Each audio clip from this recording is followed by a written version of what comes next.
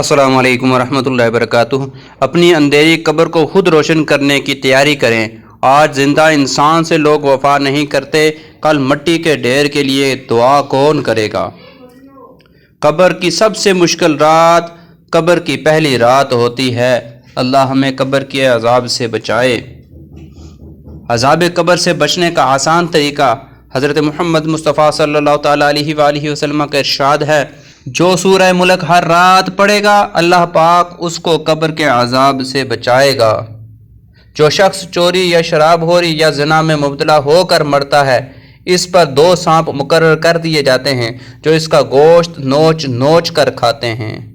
ساری زندگی لگا دی تو نے مال جمع کرنے میں اے انسان، مگر شاہد تو یہ بھول گیا نہ کفن میں جیب ہے اور نہ قبر میں الماری۔ کسی کو اس کی زندگی میں معاف کر دینا اس کی قبر پر فاتحہ پڑھنے سے بہتر ہے۔ قبر کی تنہائی سے پہلے بھی قدرت ہمیں کئی بار تنہا کرتی ہے تاکہ ہم حالق سے تعلق کی مضبوطی سمجھیں۔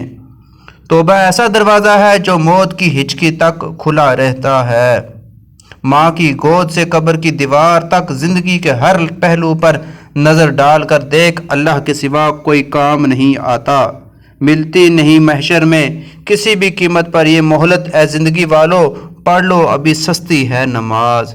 نماز عادت بن جائے تو کامیابی مقدر بن جاتی ہے۔ ابھی تک اگر آپ نے میرا چینل سبسکرائب نہیں کیا تو چینل کو سبسکرائب کر دیں، ویڈیو اچھی لگی ہو تو لائک کریں، آگے شیئر کرنا نہ بھولیں۔ اللہ حافظ۔